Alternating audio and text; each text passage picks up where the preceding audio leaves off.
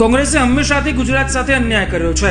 સોમનાથ મંદિરના જીર્ણોદ્ધારની વાત આવી ત્યારે પણ જવાહરલાલ નહેરુએ આનો વિરોધ કર્યો હતો। આઝાદી બાદ સોમનાથ મહાદેવ મંદિરનો જીર્ણોદ્ધાર કરાવવાની સરદાર પટેલે ઈચ્છા વ્યક્ત કરી હતી। આ બાબતે ગાંધીજીને જાણ કરવામાં આવતા તેમણે પણ રાજીપો વ્યક્ત કર્યો, પણ નહેરુને આ વાત ખટકી। સોમનાથ મહાદેવ મંદિરના જીર્ણોદ્ધારનો જવાહરલાલ નહેરુએ વિરોધ કર્યો અને વોટ બેંકને રાજી રાખવા માટે કહી દીધું કે આ કાર્ય હિન્દુ ધર્મના પુનરુત્થાનનું કાર્ય ગણાશે અને આ મને પસંદ નથી।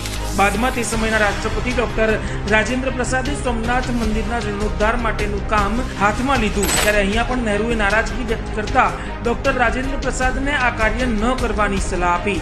જવાહરલાલ નહેરુએ ડોક્ટર રાજેન્દ્ર પ્રસાદને રોક્યા અને સોમનાથ મંદિરના જીર્ણોદ્ધારના કાર્યક્રમમાં જાવ છો તે મને પસંદ નથી એમ કહી દીધું।